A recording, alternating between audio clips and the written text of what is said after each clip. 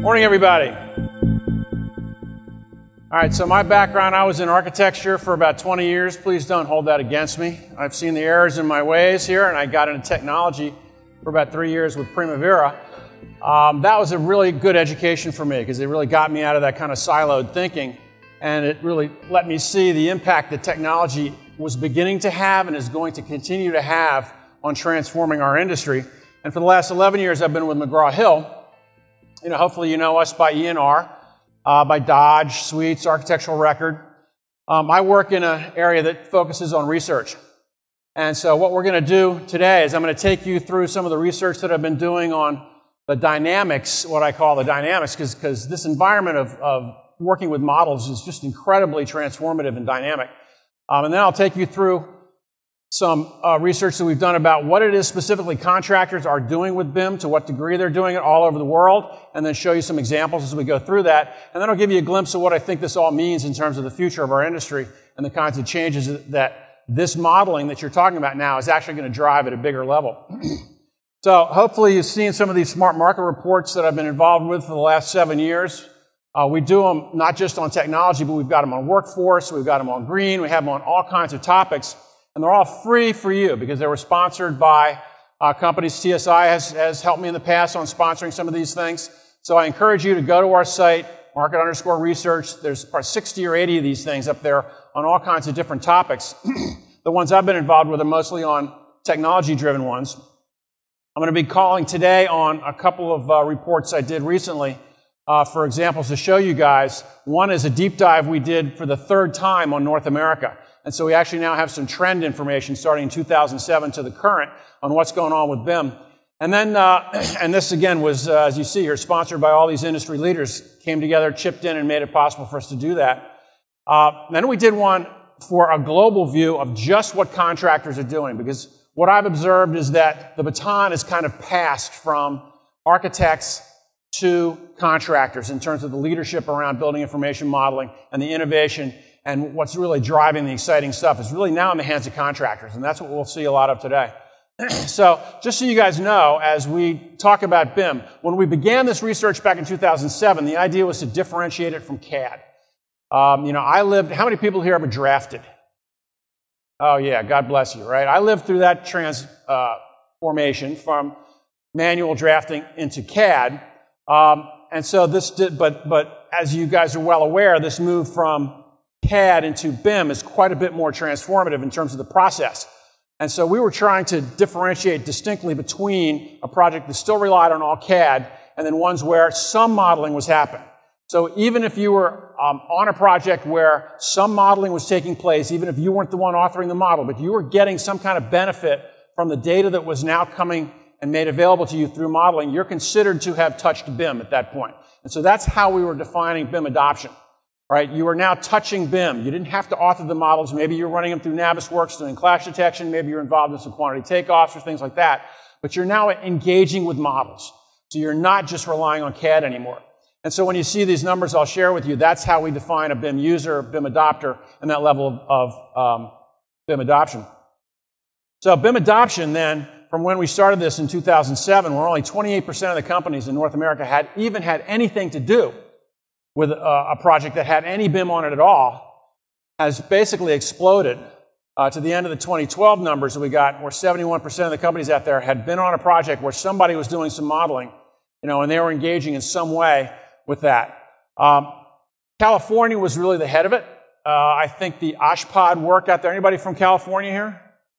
All right, so you know, all that OSHPD healthcare work out there, I think actually really grew the use of BIM pretty dramatically. And so the West has always been ahead in terms of regions. The Northeast was the slowest. As we've continued to study that, it's begun to get some more parity across the regions. What's interesting is, you know, we also track the economy, the construction economy, through our Dodge business. That green zone there is the global financial crisis, where everything basically went to hell. As you can see, that's construction starts. And it was over that period of time that the use and adoption of building information modeling just continued to skyrocket. It's pretty incredible headwind against which it's shown that amount of growth. Now, in terms of the adoption by the players, for the first time, this really began with architects, but for the first time when we did the research at the end of 2012, contractor adoption actually exceeded that of architects. We had predicted that something like that might happen back in 2009, and we dubbed that 2010 to be the year of the contractor in BIM. And indeed, contractors began to really get into it because the benefits were so much more tangible to the contractor than they are to the design professional. Unfortunately, though, it's really still kind of a big firm phenomenon. You'll see the penetrations here among the sizes of firms. The largest firms, almost 90%, or over 90% of them. But by the time you get down to the small firms, still only half. And so for the large firms, that's fine, but as you begin to work in regions where you need support and you need people working in a modeling environment and you're working in a tertiary marketplace, you're going to have struggling to find the people who are there to do it. So we've got to get everybody into the pool. We look at implementation as actually more important than adoption. Implementation is, all right, once you're in the pool, how far down to the deep end are you, right? How much of your work, what percentage of your projects now involve BIM? And that's the interesting metric. Architects started this, right? So they continue to have the highest level of implementation just by momentum. And so the projection by the end of 2014 is that you'll see 78% of the firms that are using BIM now are going to be using it on most of their projects. The engineers, not so much. Structural has always been pretty active in modeling. They're actually modeling before architects were. Civil is growing somewhat. MEP engineers are really reluctant to get involved in modeling right now. It's a pretty interesting dynamic. But contractors, that's where the fastest growth is. Those who are using BIM, over half of them say they're going to be doing it on most of their projects by the end of 2014. And when we look globally at all the construction companies that we interviewed in 10 regions around the world, contractor implementation was slated by the end of 2015 to grow by 50%. I mean, contractors, once they get in the pool, they find out the water's great, right? And they want to do more and more of their projects in a modeled environment. So when we asked general contractors to assess the skill, report on what they think the skill level is with various trades, because to my view now, the sort of three junctures, the owner to the architect connection, the architect to the GC connection, the GC to the trades connection, that third connection is the most important in terms of really getting the value out of BIM. It's that integration of the entire digital fabrication. That's the exciting part of BIM. And so we asked the GCs to rate what they saw as the skill levels of the trades. The mechanical sheet metal plumbing came out as number 2. And I'd say that probably wasn't the case 3 years ago. That's pretty exciting.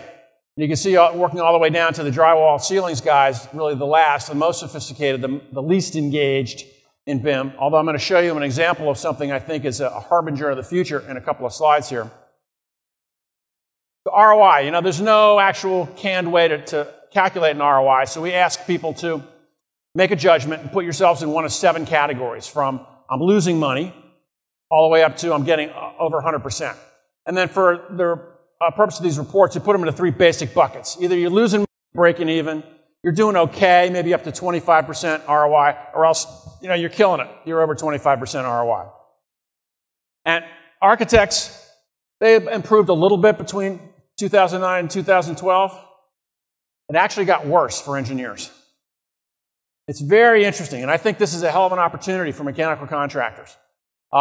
Engineers are reluctant to get into modeling because oftentimes a consulting engineer is going to support 5, 6, 7, 8, 10 different architectural firms who often have different platforms, so that you've got to own that software, you've got to have content for the software, you've got to maintain the software, you've got to train your people in software to work with the various architectural firms. And as soon as you model, you get pulled into coordination. And they don't want to get pulled into coordination, right? So they are reluctant to get involved. And this is a hell of an opportunity. What I'm seeing everywhere is that void is being filled by mechanical contractors, getting more and more and more engaged in informing the design process with your knowledge and your know-how about what's actually constructible. I actually think this is a really good trend in our industry, but it's an opportunity that needs to be seized. And contractors' ROI continues to get stronger. They've consistently been the best ROI because they can get the tangible benefits almost immediately. So in terms of where people are putting their money, the things that are trending up tend to be externally focused things. It's like, all right, I got my software, I got my hardware, and now I got to focus on how do I really get the ecosystem engaged and involved. So it's doing these communications infrastructure to share models, and it's developing my skills around working with third parties. The things that are trending down, software investments actually have been trending down in BIM, because once people invest, it's not that they're not spending anymore, but they're not spending to the degree that they're now spending on their working with an ecosystem. And hardware, internal processes, there's still investments planned there, but they've been kind of flat over time. So it's really this ecosystem investment now. And again, I think that's a very powerful and important trend to keep an eye on. And when you break it down by architects, engineers, and contractors in terms of what their top goals are for investments, marketing are an A&E. In contractors, it's, nope, got to get this ecosystem really working. All right, so contractors actually see and are acting on and putting their money behind what I think is the most important aspect of the modeling environment. So we track a bunch of different benefits of BIM and have been doing that since 2007. And what's interesting is the ones you see there on the left are what we call short-term benefits. You can get those benefits basically as soon as you start modeling. Right? They're the low-hanging fruit. And the green and the purple numbers are between 2009 and 2012. How many people are saying that they're getting this at a higher or very high level? They're good. They're all great, but they didn't change a lot. The ones that changed a lot are on the right-hand side, which are the ones where you have to have been doing this a while before you get these benefits, before you know that you can get repeat business, right? Before you know that you're getting increased profits, you're decreasing project duration and things. This is really exciting. Look at how much those grew. That is a very, very powerful trend, right, towards getting real business value and real traction from modeling. And 3 of these top 10 do relate to kicking the ass of your competition, all right, and winning business because you've got this capability. So when we ask people what single factor is most going to increase your benefit of BIM, architects are saying, I really need more owners to ask for it. Engineers are saying, I need better functionality for the software. Again, the contractors are focused much more on the power of that ecosystem. Really, let's get more clearly defined deliverables between the parties. And I'm going to talk about that a little bit later in terms of some recommendations I have for you. So let's talk about some of the impacts and the trends that I've been seeing. And what I'll show you is, from our global report, what top BIM activities contractors are actually involved in. And then I'll show you some of the examples I've collected from people. So I've broken it down into the design pre-construction phase, the construction phase, and then what's happening in post-construction. So that multi-trade coordination.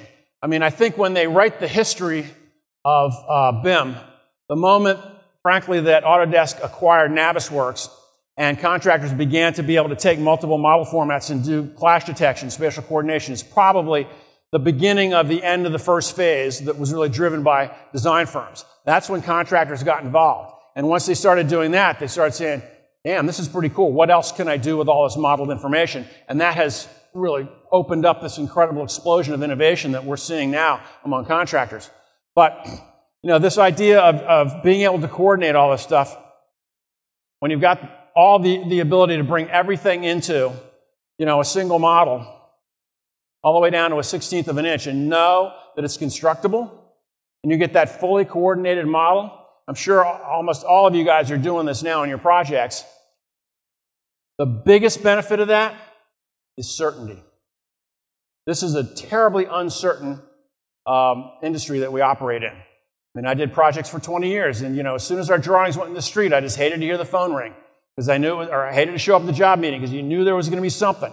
Some flavor of uncertainty was going to kick you in the butt that day on the project, right? This brings an enormous amount of certainty, and with certainty, behavior changes. And that's underlying everything that you're going to see for the rest of this section is people believe in the models. They never believed in the drawings before, right? But they believe in the model. They trust the model. They can act on the model. They can now change their behavior and work much more like manufacturing works, all right? So as I mentioned before, the drywall guys came in last in terms of their degree of proficiency around BIM, but in many ways, you don't necessarily need to be really great at generating models to change your behavior if you're working in a modeled environment. How many of you do healthcare projects? All right? How many of you walk onto a job and have that ready for you? I'm not seeing a lot of hands out there. Look at that. The framing contractor, on their own nickel, built that in advance, above the ceiling in healthcare, which, as you guys who work in healthcare know, it's a nightmare of traffic jam up there. Everybody's fighting for space. But because they trusted the model, they believed the model, right? They had certainty, they did that. Now, how much more efficient is that, rather than getting up and pounding a hole with a claw hammer and having to patch it and clean up after every single trade, the crazy way that it's typically done today? A little thing like that has huge implications. Secondly is visualization. In every study we've ever done, spatial coordination and visualization are sort of the number 1 and 2 big rock star home runs for BIM.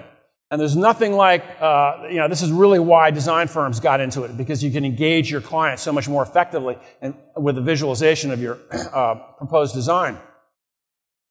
But here, I'll give you an example of how you may have seen this already, these kinds of things with Google Earth. All right, where you've got an existing facility, and you're going to show the owner what your plan is, right, to put this power plant in. And you can basically take them into, right, in that context from Google Earth and take them right into the proposed design and tour them around it. I worked in the Mid-Atlantic area for a big AE firm, and I did work for a lot of sophisticated customers, and I don't think there were 10 of them that really knew in great detail what they were going to walk into on move-in day. As you just can't expect them to look at drawings and a handful of renderings and really get it. With this kind of technology, there's just no excuse for an owner not understanding in high resolution detail exactly what it is that they're going to get, and to be able to change it and see options, right, and really understand what it is that they're going to be getting on move-in day. So, and a much more engaged owner is a way better client. And here you can also do things like 4D, where you can take this site and you can take an owner all the way through what the process is going to be and what the end result will look like on this site. Is you're going to do this wastewater treatment plant here.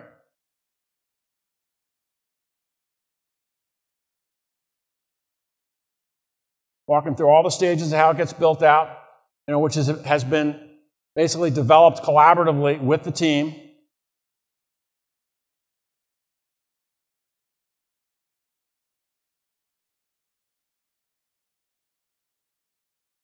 And all the rebar and everything, all the pours. Take them through in high-def detail, the finished interior. And then how are you going to bring the site back? And then what it would look like before and after. Powerful, powerful stuff, but it's all driven off the digital data in the model. Here's an incredible thing where Parsons Brinckerhoff had to convince all the regulatory agencies and all the community groups in Seattle to take down a 2-story viaduct and replace it with a 4.5-mile underground tunnel through the oldest part right along the waterfront in Seattle. So they built a Revit model of the entire above ground and underground of Seattle. This is a Revit model. This is what I call BIM at an urban scale with animation. So they could take anybody who's interested and show them exactly all the details of it. And they could actually simulate the experience as a driver of entering the tunnel.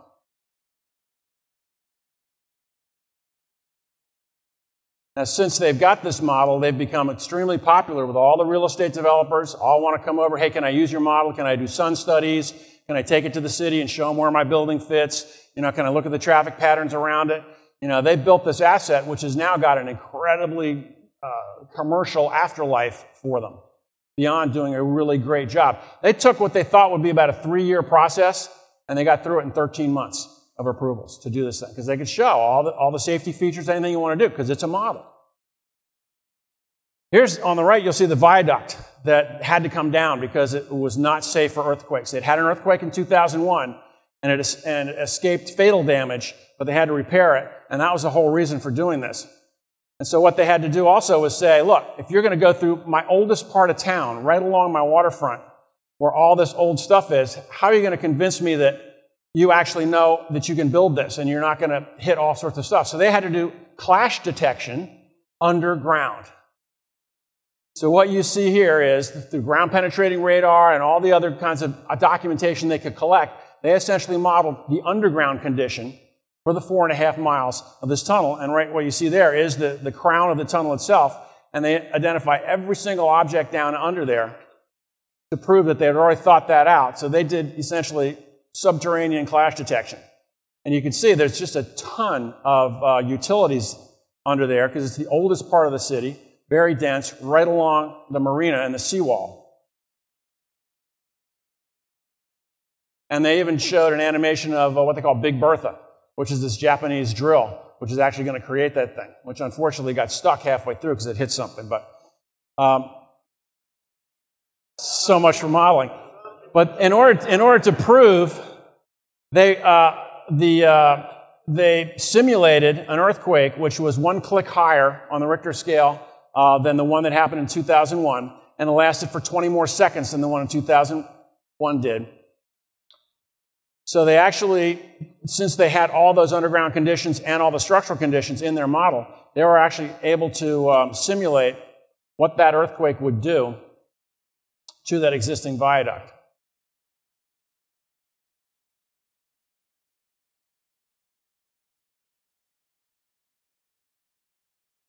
So the seawall is just to the left of that building. So here's 5th second, 6th second, the little clicker you see is the seconds of the earthquake itself. And what earthquakes do in a situation like that is they liquefy the soil with a high level of vibrations. And when you liquefy the soil, that's going to break away the seawall on the left side. So you see that's what causes this first level of collapse. The seawall collapsed. They know where every steam line is. They know where every gas line is. They know the structure of all those things. So they can actually fairly scientifically simulate what the collapse would do. And since they knew where the gas lines were, they could tell at what point it was likely that the buildings connected to the gas line would erupt in flames. And so they were able to simulate this pretty convincingly, again, to really help the community groups to understand, look, we've got to do this. This is not a nice to have. This is going to be a must have, because if we face that, you don't want to be facing this.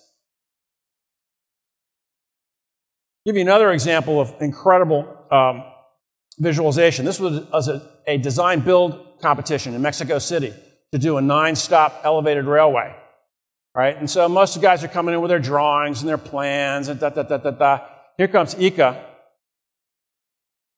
with a complete simulation, first with a photographic background, then just with an animated model explaining the proposed design. Then they took helicopter video and they put a animated Revit model into helicopter video. Have you seen anything this convincing before? I haven't. I thought this was just fantastic work. Guess who won this job? No question. They basically already built the job, and they could take the client right to it.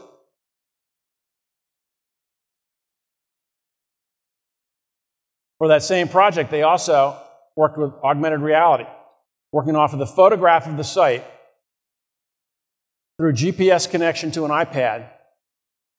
So the camera on the iPad is syncing it to whatever the view is dynamically. So you can change your view through the iPad just by changing its angle on the photograph, and the model moves in real time. So you can actually simulate that. That's pretty incredible stuff. Very powerful visualization. Again, really just, engaging people, understanding what it is that's proposed. Now, who's seen holographic prints? This is a flat piece of polycarbonate plastic on which a model was printed as a hologram. And what you're seeing here is what happens. You don't need goggles or any of that nonsense. You just hit it from above with a halogen light, and that pops right back up. This happens to also be Seattle, model of Seattle. But look, that's just a flat piece of plastic. You bring that to a job meeting, you plop it on the table in front of the owner, and you say, let me show you your project.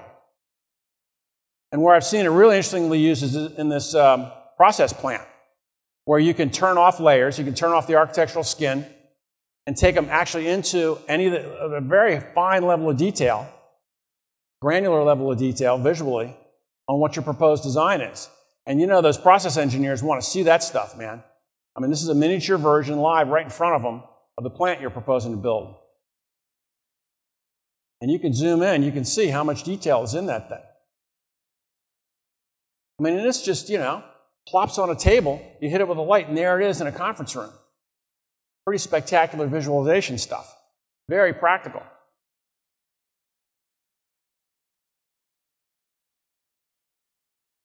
And this is where we're heading, all right? We're heading towards this, bringing the power of the model right to the worker in the field. This is 5 years away. It'll be pretty common. Doing integration with 4D and then being able to use that to do any kinds of real virtual job site logistical planning. A lot of interesting work being done here.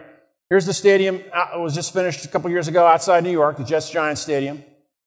Skanska did a day-by-day 4D model because they did 3,500 pieces of precast that came from a fabricator in upstate New York.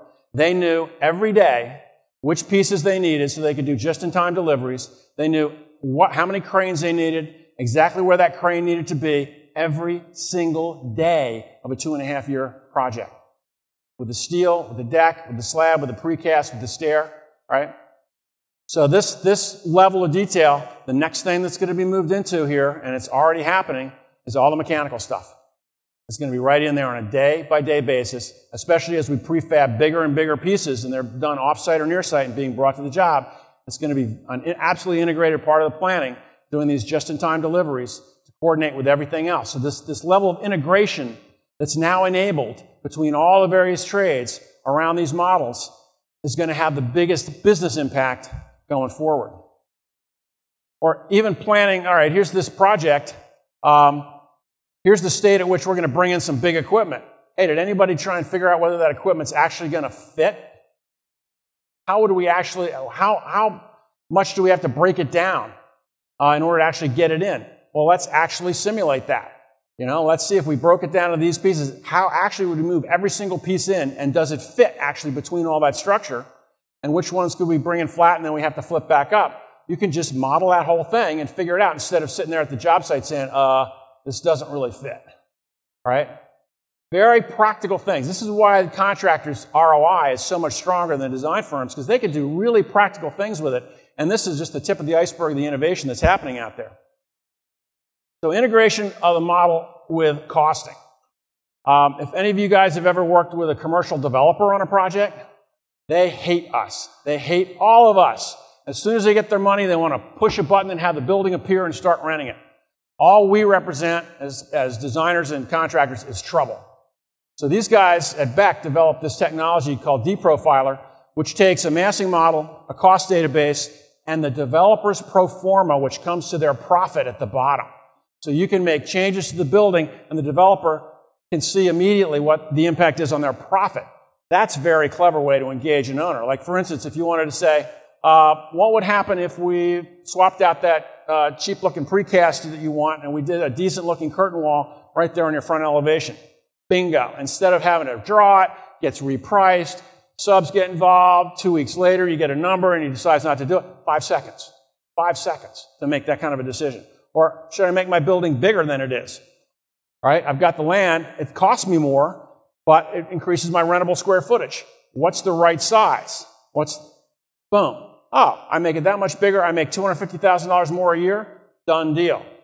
5 seconds to make these sorts of decisions. They used to take a couple of weeks to redraw and redraft and reprice and stuff.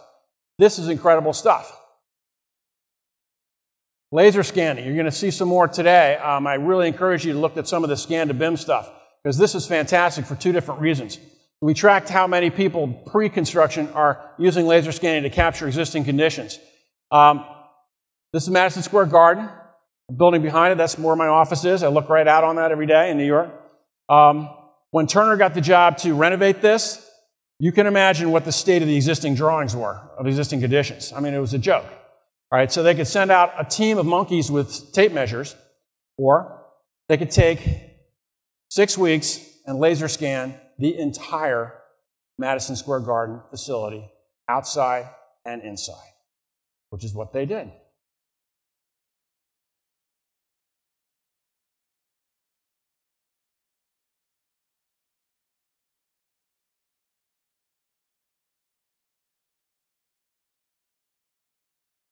Now, of course, that laser scan doesn't know the difference between a pipe and a beam, so you have to add that intelligence, right? You bring that into the modeled environment, and then you go in and you add the intelligence.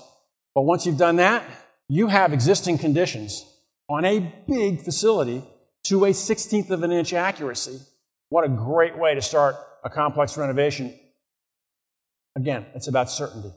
You can proceed with a whole lot more certainty when you really have a grip on the existing conditions. This is the same firm in Mexico I showed you before that did the elevated rail. This is a project that they were proposing to do to put highway in New Mexico City. And again, the same thing with helicopter video where they put that Revit model, animated Revit model right in it. And my God, it looks like you're looking at the real thing. It's incredible. But the point here is you can see the sort of dense existing conditions environment that they had to work in, right? So what they did was they scanned that entire length where they had to do that work so that they could actually do planning. So they knew they could actually bring the cranes in and they could get the trucks in, and that the cranes would have the proper turning radius all along that route. You can see they're right down to the few inches there. They knew they had that critical area on that radial axis to be able to do these lifts. And again, you know, without this kind of planning, this is like you just get there and you hope you can figure it out along a 9-mile run in the middle of Mexico City. Isn't it better to know in advance? Certainty. Now, they also, for the entire route from their factory, from where it's being prefab, through every overpass. Let's not have one of those situations where we get to one of those and figure that we can't get through. They laser scanned the entire route to the job, so they knew it would fit. Again, certainty, right? Taking out that uncertainty, which kills us. And then safety planning. As you can see here, it's scored the lowest in terms of the percentage of people doing it at a very high level, but it's going to grow. It's definitely going to grow. Interesting work being done here. When you look at a 4D model and you realize that you got two crews, one working right over another, right?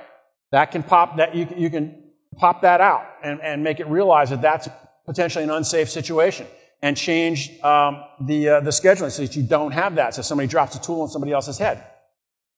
There's also a tool called Celebri, which is a model checker, rules-based model checker. Turner basically has built this safety model checker. So what it does is it goes through. They model their job site and all the temporary safety conditions and things of that nature throughout the whole thing, and then they'll run it against this rules checker, and it'll show you where you have any kinds of violations against your safety policies, right? You don't have sufficient temporary protection, you don't have sufficient distance to a fire extinguisher. So it's essentially just putting the rules in and then letting an automated tool check that against your own safety planning.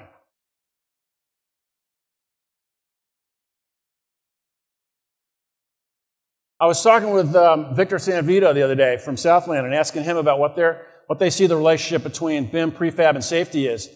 And they're big believers in design for prefab. Now, this is their big thrust. They got a safety rating now of 0.18 versus what they say is a 1.8 industry average. And when they fab some third-party engineer's design, they're going to have 5 times as many injuries because they said that those engineers just don't think vertically. They don't put the risers in the same locations. They don't use prefab-friendly materials. Like, you know, they'll use cast iron. And they don't really integrate their disciplines very effectively internally. So they believe in something called prevention through design, PDT. It was developed in Europe. There's some people in the United States who are now consulting and helping people put this in place. But what you do is you analyze all your past injuries and you change your future behaviors, right? You're avoiding the ladders. You're doing your testing in the shops. No heavy objects, right? So there's stuff online about this PTD. So I encourage you to check that out. But as an example, he said they were doing this one project, $100 million project they had to get done in 9 months. 1 million man hours. They were installing 42,000 square feet a week, an acre a week. But what they were able to do is they were able to design that for prefab. They had no recordables. So fast does not have to mean injuries if you get ahead of it. And what Victor was saying is, you know, stage one, we were thinking about, we got to get our prefab skills together, we got to get really good software to support us, right? And that's why you guys are all here.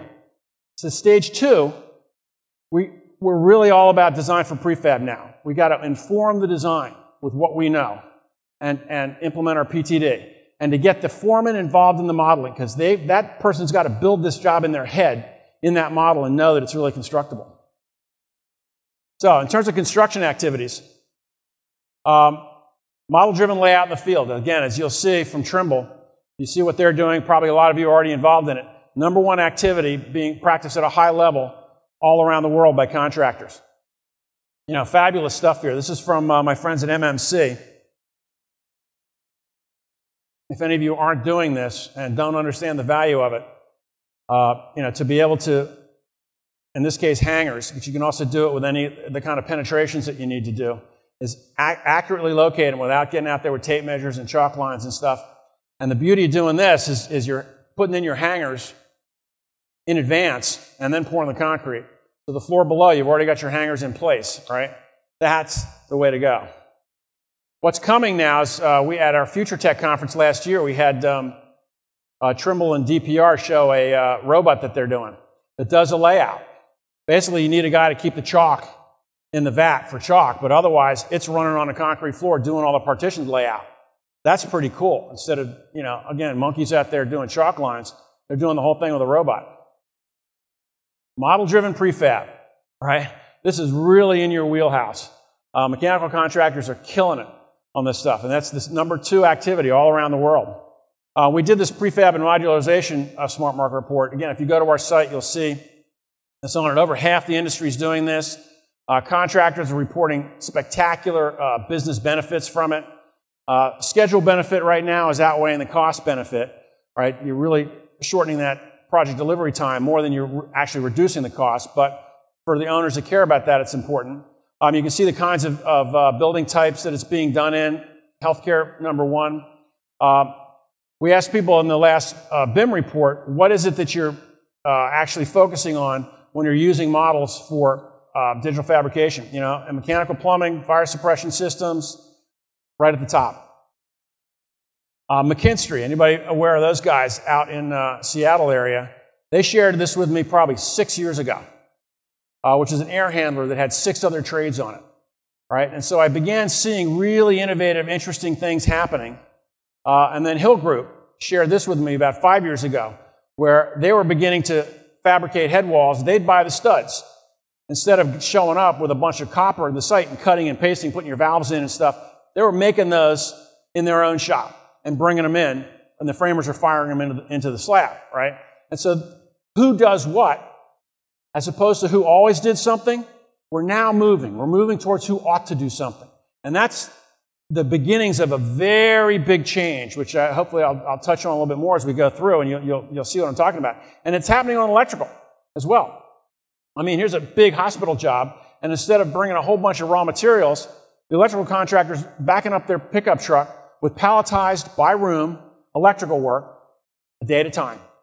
Daily deliveries to the job site of just what needs to get put in that day, broken down, palletized, and shrink wrapped by room, right?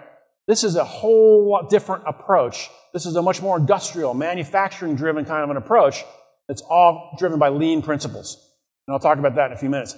But this is the kind of benefits the Turner's seeing, you know, on their BIM productivity in the yellow versus their pre-BIM projects, their non-BIM projects in red for mechanical, electrical, fire protection. This is serious, serious, serious money. So what I'm seeing here is a lot of focus on corridor racks, head walls, and bathroom pods right now, being prefab. I'm going to give you some examples on these things. Again, this is MMC. You know, you guys are, how many of you guys are doing corridor racks in healthcare and prefabbing them? Because this is becoming very common now. You know, because they're able to slap these things together, you know, at table height, in nice conditions, with the tools that you need, with the materials that you need, a lot less waste of materials, right? And they're bringing them in, craning them up, and snapping them into place. And the hangers have already been put in from above, right? And so once you trust that model, you can actually begin to fabricate in the field and prefab to this sorts of specifications. They're saying that they're getting 30% labor And they've increased the amount of prefab they've done since 2006 by 80%, right? So people are on this bandwagon and they're going hard towards the future. Head walls. I mean, there's a ton of work. This is a project that Turner shared with me, where they prefabbed all the head walls, right? All the junction boxes, everything, completely done in a shop, brought in, snapped into place. And bathroom pods. This is shared by the fellows at Hill. Showed me one of these that they did, where they fabbed all of the bathroom pods for a project. And this will take you through the entire construction process of these things.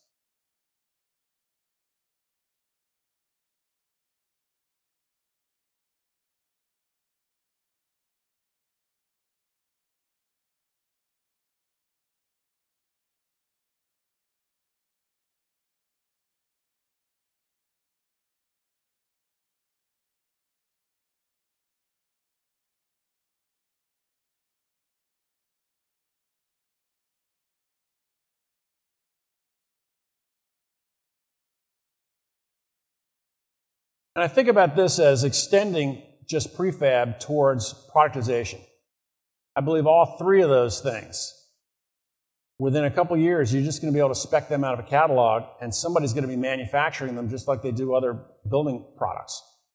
You know, 18-foot runs of corridor rack for hospitals, 4 or 5 different kinds.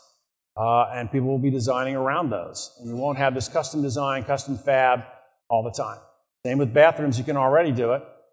Head walls, very straightforward thing to do, to have manufacturers making these things. Because it just makes so much more sense. You can bring the cost down and maintain quality by doing them in a shop environment. Right now we're prefabbing them. I think the next step, though, is to productize them. And the question is going to be, who's going to do that? Is it going to be somebody in this room? Is it going to be somebody who's already in a manufacturing environment? Is it going to be somebody you've never heard of? So you can get, from Egg Rock now, you can get bathrooms that are productized. They began prefabbing. Now they've got a whole line of productized ones. They're Marriott standard now, right? This is beginning to gain traction. And they become Marriott standard, and suddenly the people who used to be doing bathrooms for Marriott, their phone's just not ringing anymore. It's not that they did anything wrong, it's that they didn't do something right. So I believe this is where we're heading. We're going to move away from prefab, and these things are going to get to where they're products. So that's the question. Who's going to be making those products? One of the reasons we found out in our prefab survey, one of the top drivers for why you want to end up doing prefab is that you can't get access to the job site. This is an incredible story that the folks at Hill shared with me. They had to do this 60 by 60 chiller plant. Normally they'd like to get 3 months on the job site to do that, to build it on a job site, right? Pretty big job. Well, guess what, guys? Due to the nature of this job site, you'll have access to that for 3 weeks. 3 weeks? What the hell do we do? So they took it, and they took the design. They basically built this design as a modular. You can see the parting lines between the chunks. So that they could build the whole thing in their shop, in these modules. They could bring those modules individually out to the site, but they could assemble the entire chiller plant in their shop and fire it up and test it before they broke it back down and took it out in pieces. So this will show you how they design these things in these modules. Yeah, but once you've done this once, there's no reason this can't be a product. A freestanding chiller plant, perfectly good design, perfectly functional design. You go into the business of making this thing. Now you can compete extremely effectively against people who have to stick build them. They did the architectural skin as well as all these chunks.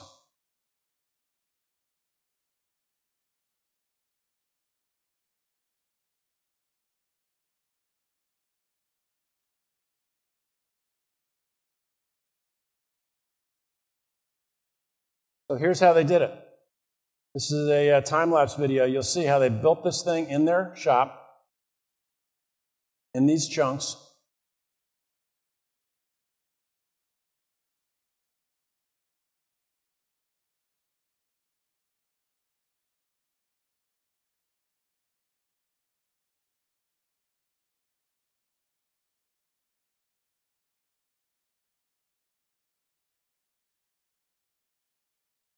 They were able to fire it up and test it.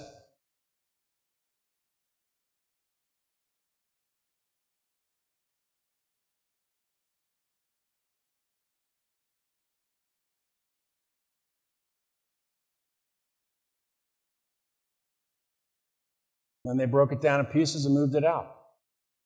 One of the things I hear a lot from especially mechanical contractors is, if I trust the model, if I have control over that design and I trust it, you know, while the structure's going up in a building, I can be fabbing.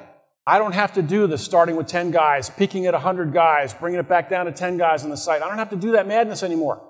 I could be building in advance with 30 people, flat labor line.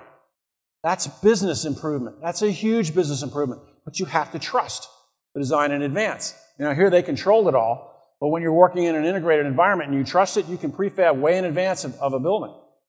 You know, and here's the finished facility, high-class stuff. Somebody like DPR, if you guys, any of you are fortunate enough to work with them, they're always pushing the envelope, doing incredible stuff. This was a brainstorming session that they ran around prefabbing. How can we prefab everything we could possibly think of on a job? And they self-perform all their drywall.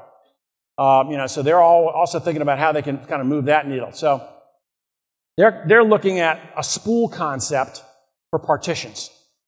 And how can they involve the key electrical and mechanical parts as well as the framing in it. All right, so they developed this entire post and panel construction idea for healthcare projects involving this sort of spool concept. Right? And then they're running it all at the job site, completely enmeshed in the model. I mean, they've done more than most of the GCs out there and really bringing the model to the job site. And they're seeing these kinds of paybacks. It's incredible. It's real dollars in their pockets for doing this kind of planning. This is a project when I was on the AIA BIM Awards that we gave an award to because it was incredible. The Defense Department needed hospital facilities for people coming back from the Middle East, and they didn't have enough. So they needed to build stuff, and they needed to build it fast. So the team with Mortensen got together, and they said, this is going to be all in prefab, guys. We got to do this because we got people coming back who need this medical care. And so everybody was really motivated to figure this stuff out, right? How to do it with all the exterior parts, how to do it with all the roofing parts, how to do it with all the MEP trades, how to do it with all these prefab bathrooms, how to do it with the patient head walls. They took a 36-month project, and they did it in 29.5 months. That's powerful stuff, and for a really good cause. And they had quantifiable results not only in terms of schedule savings, but safety results and sustainability enhancements on that project. I mean, very powerful stuff. I was happy to give that an award. And this, I think this is just cool. I'm just showing you this for fun, but this is prefab at a massive scale. We did a BIM for infrastructure SmartMarket report a couple years ago. And the Panama Canal was our lead case study in it. So this is the Panama Canal. You see those locks there, those gates in the locks, right? They don't look that big, but that's because most of them are underwater, like icebergs. They were prefab. Look at these things. This is just 4 of them. Look at the size of these things. And look how they're moved, man. That would scare me to death. Look at the size of human beings standing next to those things. What if a stiff wind comes up? I'm glad I wasn't there. But that's prefab at a really massive scale. Not too many people in the US are actually engaging the model in terms of kind of real-time status and progress reporting. That's really, really popular in Europe and really popular in Asia among contractors. So I predict that we're going to see more of that in the United States, but they're very advanced at that. That's why it scores 3rd here. US is probably about 12%. I said that they're actually doing it at a high level. Interesting. And then augmented reality to visualize bringing the model together with existing conditions. This is from DPR. Again, they're pushing the envelope on that stuff. You stand out there at the site just looking up the steel, and again, through GPS technology, how you're holding your laptop, it's reading the angle, and it's bringing you live model information and integrating it with the picture on your camera in real time.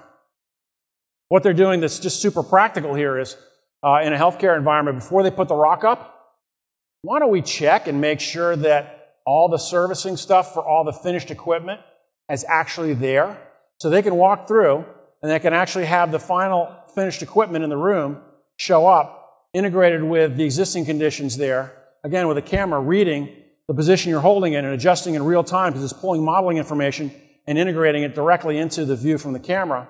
So let's make sure that I'm actually looking at the finished equipment. I'm not trying to find it on a drawing, but I'll just walk through the job and make sure that all the stuff's in the walls where it needs to be before I rock those walls, because otherwise it's expensive to go back in and change it again. So again, it's these sorts of very practical applications for technologies around modeling that contractors are just killing it with that brings much more certainty. Laser scanning now during construction to validate the job before you take the next step. This is another project. Ghaffari shared this with me. On a deck, metal deck, before they do the pour in a hospital where there are 10,000 penetrations, as you know, let's make sure all the penetrations are in the right place before we pour the concrete, because it's a hell of a lot more expensive after that to fix it. So they'll laser scan it and they'll compare it to the model. And indeed, in this case, you see where those two sinks are? Oops, 12 inches off in terms of where those penetrations are. Way easier to fix it now than it would be after the concrete gets poured. So again, just a really brilliant way to use the technology that you've already got for super practical purposes, more certainty. And then integrating GPS controls. So you're essentially doing robotics. I mean, what's happening here is a move, again, towards how much can we use the fact that we have a model. In this case, there was a very complex trench that Sunt had to do.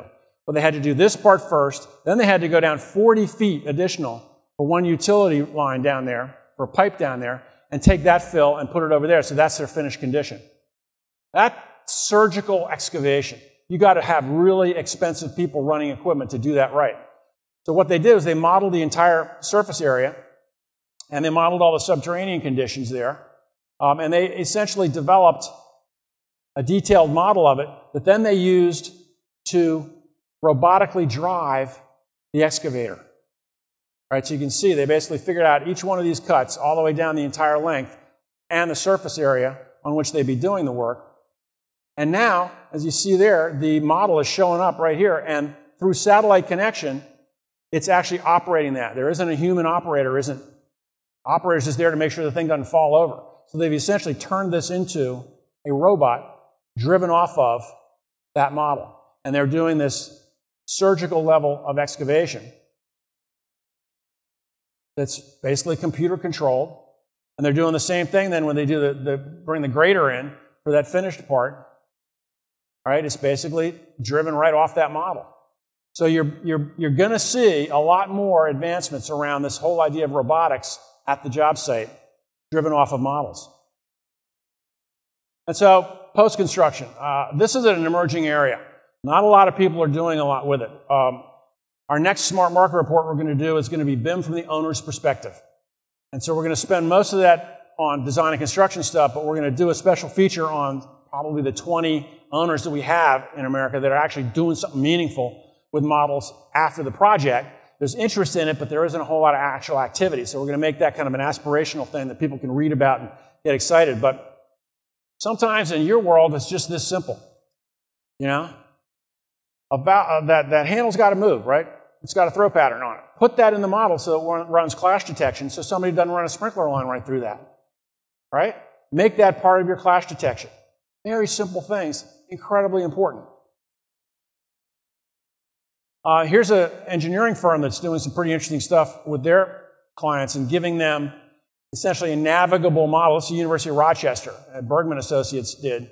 It gives them, again, above ground and below grade with the utilities, navigable model of their campus, which then has click-through capabilities on any one of the objects above ground or below ground into the database of information about it, even their old archives of drawings about stuff. You know? So in this case, you turn off the surface layer and you can see the underground utilities that are there throughout the entire campus. You click on any one part of it, opens up information about it. If you want to, you know, they've scanned all the existing drawings that they have, and of course anything new gets put in. But you know, you even go back to the old drawings for it. But as a way to pull all that stuff together in one navigable environment for an owner is pretty powerful stuff. Turner sees this as a big opportunity. They developed this thing called VOE, and they're going after owners big time to manage their information after they finish a project for them. Now, so this is an animation showing essentially what happens. You send somebody down, there's a problem with the pump. You can just send somebody down with a ruggedized tablet or a laptop, or an iPad or something, whatever sort of mobile device you want to use. And all the key information about any of the aspects of the building are accessible through this thing. All right, so you can come over here and check out this pump.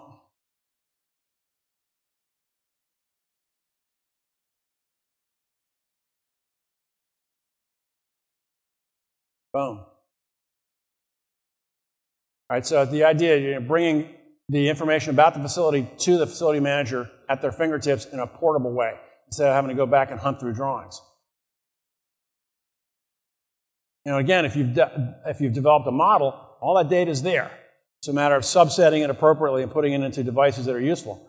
And their pitch is their stuff's costing like $1 a square foot if you also want the model, versus like $8 a square foot when you're doing it the old way. My friends down at ICA in Mexico, this is what they're pitching to their customers, especially in the healthcare jobs, right? FM guy can basically go in, and again, with that same sort of augmented reality, it realizes how it's reading how you're holding your iPad, and it's automatically adjusting and giving you model information, what's above the ceiling in any space that you're standing in, so you can actually see what's up there. It's almost like having X-ray vision. It's pretty cool stuff, instead of tearing the ceilings down. So the metadata that you're involved with as you're doing what you do, some subset of that definitely has value afterwards. And this is a very interesting emerging, especially for any of you who are in the service end of the business, mechanical contractors. This is a great opportunity to be thinking about. So where do I think all this stuff's heading here? I'll give you 3 things I think are really important to focus on. How this is going to be transforming our industry. The first is the combination of Lean and BIM. And as my friend at Turner, Jim Barrett, says, BIM is a tool, Lean is the process. And that's what Turner's very committed to at this point. He said that back in a 2009 SmartMarket Report I did about BIM in North America, and it has turned out to be so true. How many of you guys are actively involved in Lean? Not that many of you. Okay, about a third maybe. Okay, so this is just a quick sort of a primer. This all comes from Lean manufacturing. The Toyota Way. A number of different books were written, and a lot of work got done in terms of transforming manufacturing and making it a whole lot more efficient than it was. We're just now able to take that and adapt it into our industry. So the classic 7 ways to manufacturing, you bring them down to this define, measure, analyze, improve, and control cycle. So you're constantly getting better at what you do. This is a very popular chart in BIM presentations in our industry, which was done by Paul Teichholz at SciFi a few years ago. Back in 2004, he did this, where they looked at productivity, and our construction industry is the red line and everybody else is the green line. He just put this out last year, which I think is actually a little bit more interesting because he sort of took a deeper dive into this, where he looked at value added per employee. And he did it in constant dollars. And unfortunately, it shows the same results, that we're not doing as well.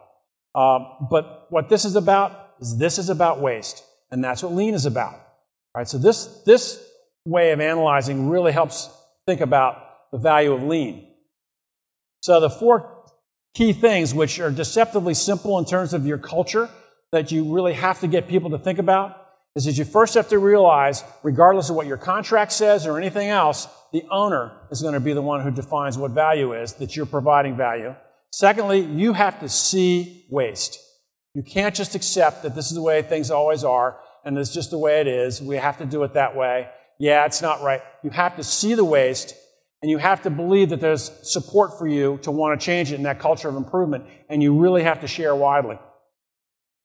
Some of the phrases that you might hear: pull planning, which is really kind of a just-in-time approach; target value design, which is as opposed to me, the architect, I'll design this nifty thing, you guys tell me what it costs, and then we'll just hack at it through value engineering. No, let's all figure out what budget we're designing to, and I need your expertise to actually help me do that the first time and do it right. wow, what an idea. Pretty much the way they do products, right? And then co-location. You know, the more integration you can do, great minds working together. So this pull planning, if anybody's seen these sorts of sessions where you're getting everybody who's going to have a responsible role for actually implementing this design in one room, and you're really working out exactly how are we going to do this together. Target value design. You know, on the left is that typical value engineering bounce around where at the end of the day, scope just ends up getting cut. You know, there's no magic to that, and the project suffers. As opposed to, let's all agree now, we're buying in on this being a $55 million project. We're going to do everything we can do to pack value into a $55 million project. We're going to figure out how to build it most efficiently. You know, we're all on the same team. Get to that 55. A whole better way to work.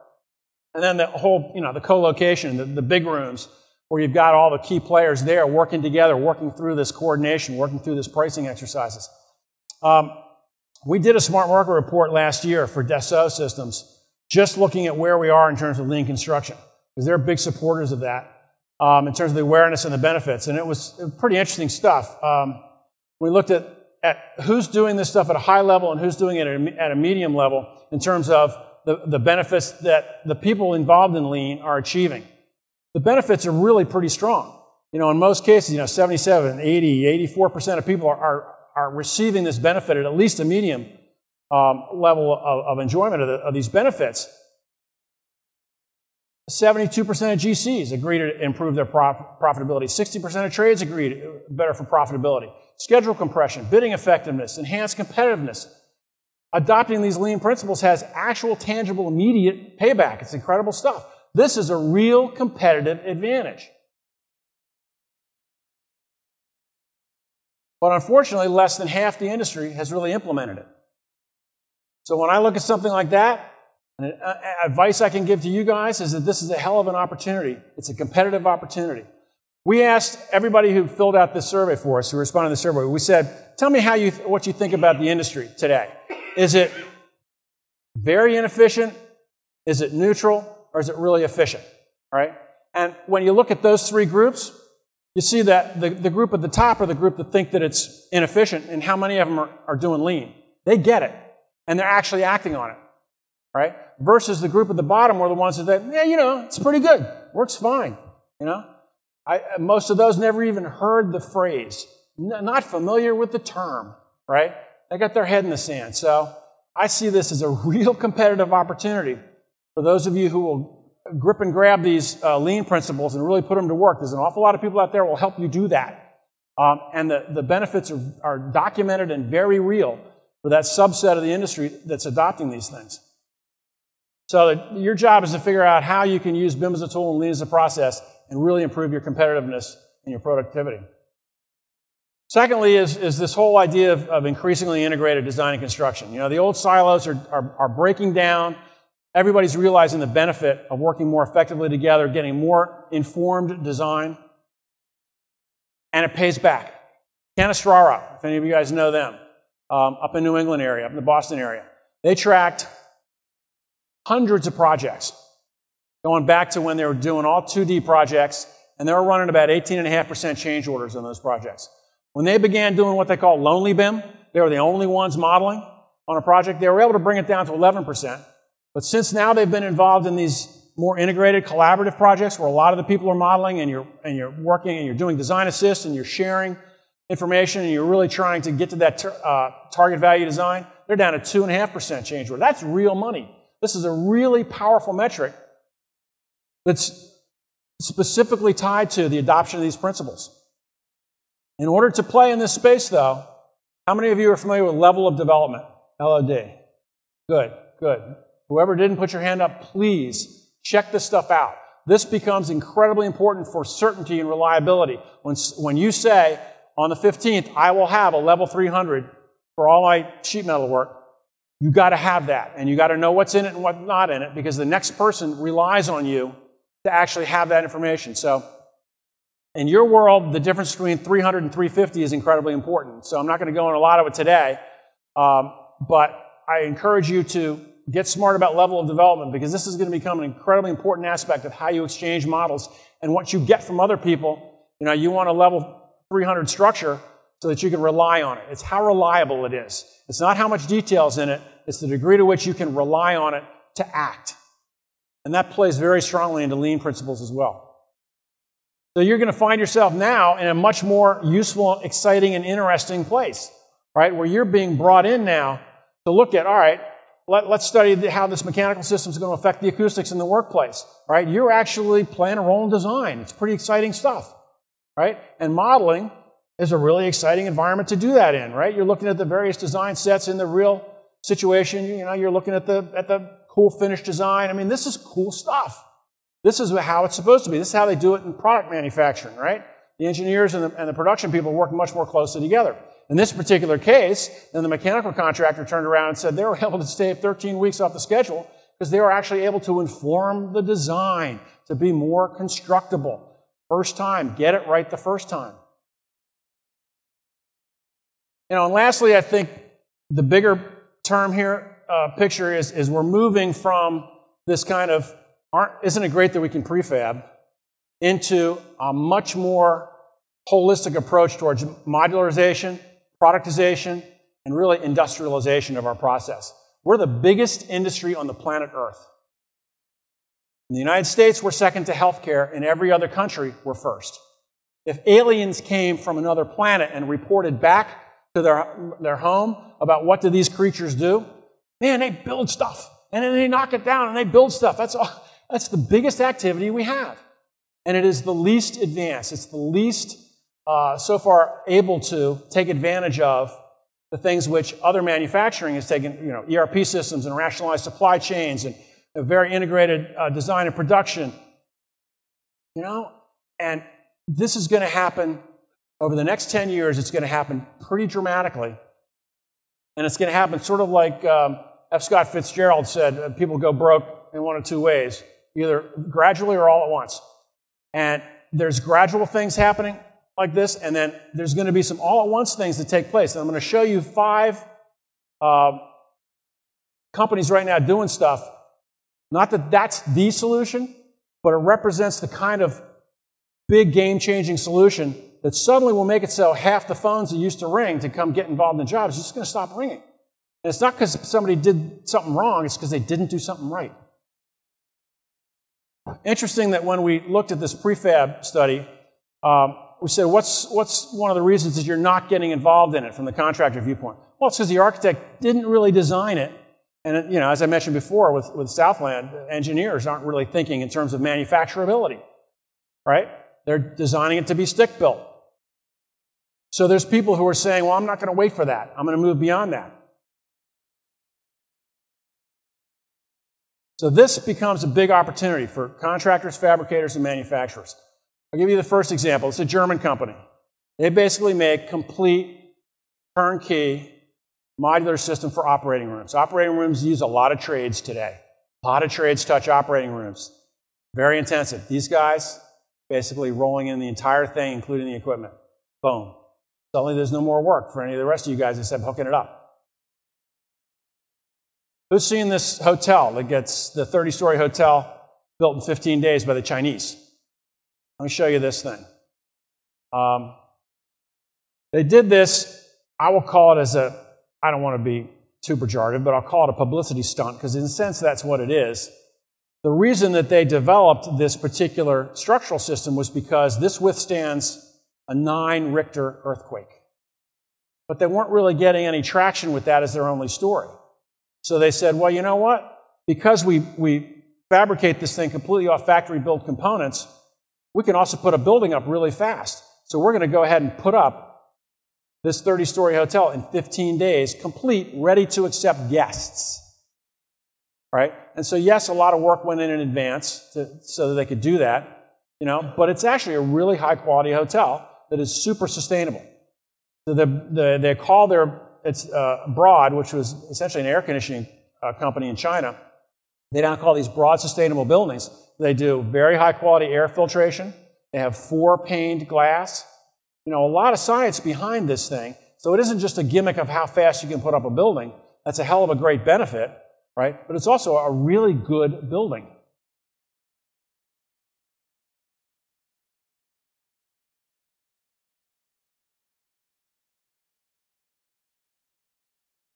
You know, it's not junk. And it's really quite a nice building. And they've got a hell of a factory. And they certainly know, the Chinese certainly know how to manufacture stuff to send to the United States, don't they? I mean, a lot of cargo ships coming this way and going back empty.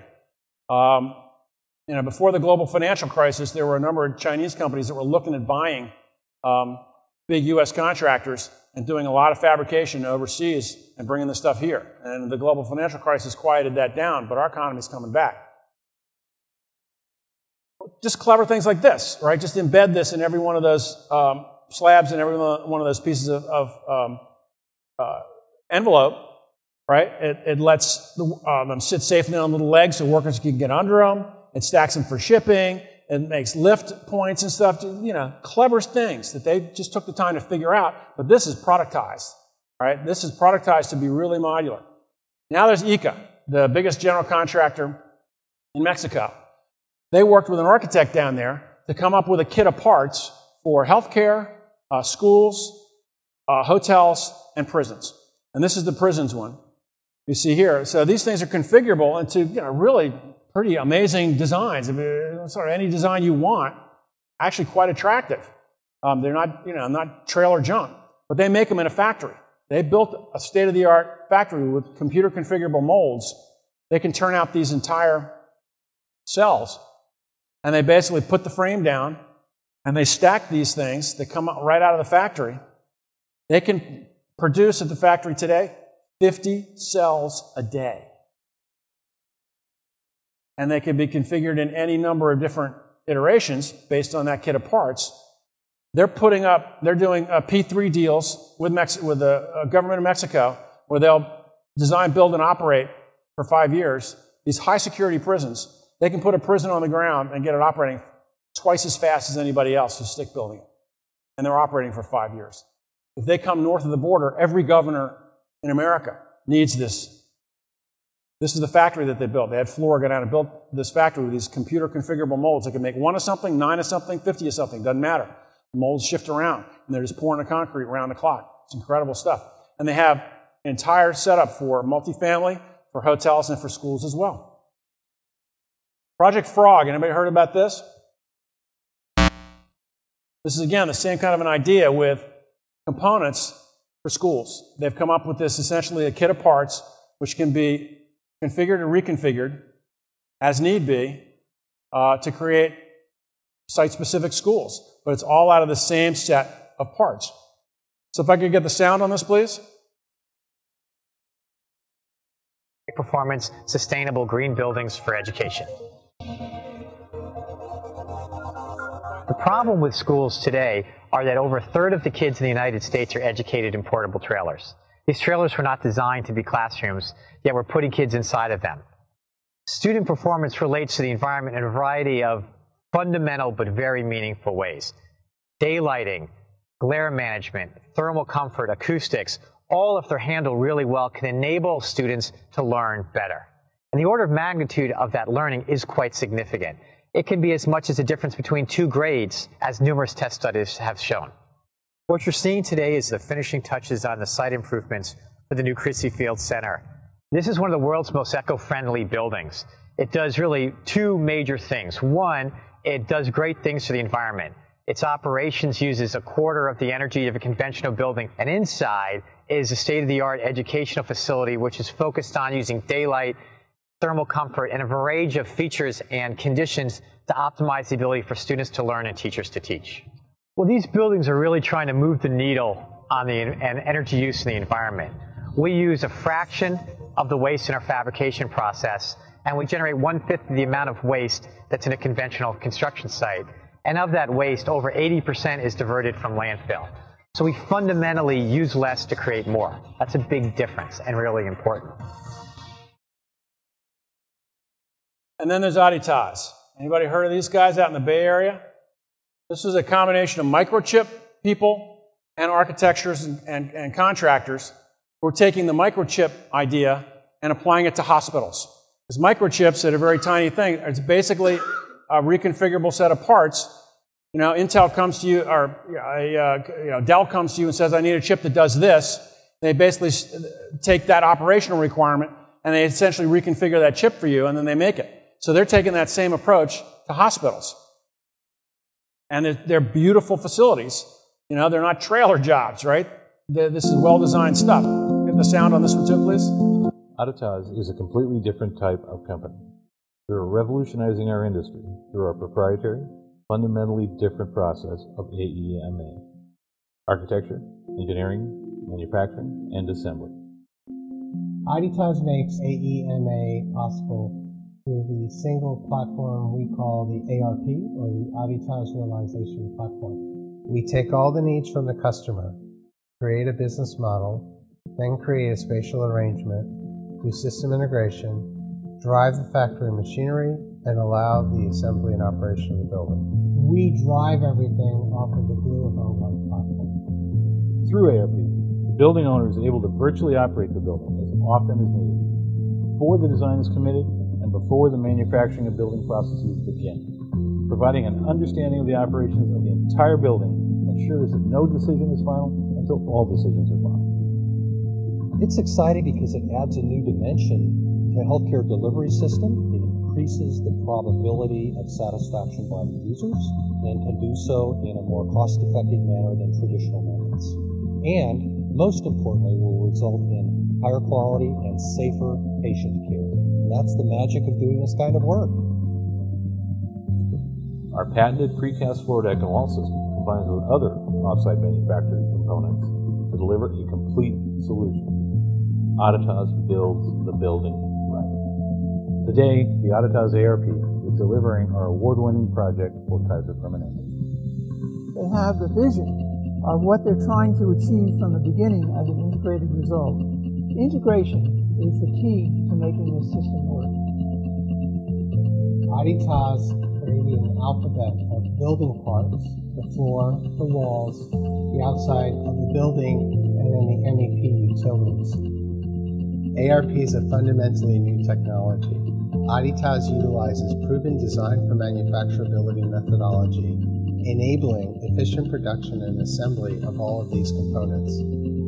By employing our patent-pending technology, we're able to deliver a built environment at 10% less cost, 30% faster, with higher quality that lowers operating expenses by 10%. The manual approach of ever-increasing numbers of bodies trying to accomplish a complex end no longer works. It is inevitable that the construction industry, particularly in healthcare, will follow the path of the semiconductor, automobile, and airplane industries in applying known tools to allow automation of complexity and focus of the human element on the creativity of design and ultimately producing a better product. The Aditas Realization Platform allows us to build the right building, and our revolutionary AEMA approach ensures that we build the building right. So they start with that operational model, and they have all their kit of parts that they have in their factory, or else they use the Connect system for structure. They all the interior elements manufactured in their factory, put together on the site. So in closing, I think this is the most exciting time to be in this industry. We haven't changed a heck of a lot over the last 10 centuries. We're changing a lot right now. And I think what you see with BIM is you're seeing more certainty, which allows you to change behavior to be much more efficient. I think Lean plus BIM together is a hell of an opportunity for every one of you in this room today. And I'm predicting that increasing integration and industrialization is going to be, they'll be the two dominant trends that are going to be driving our industry over the next 10 or 20 years to make it almost unrecognizable from what it used to be. So I'll close with this quote. If you don't like change, you're going to like irrelevance even less. Okay? You don't want your phone to stop ringing, all right? You got to figure out, how do I stay relevant in this coming world? Because what got you to the success level that allows you to be in this room today is probably not what's going to get you to that next level 5, 10 years out. So it's up to each one of you to figure out in your markets and what you do and what you can do, how I can be more effective, how I can be leaner, how I can work in a more integrated fashion and continue to provide value to that owner, because that owner is what matters.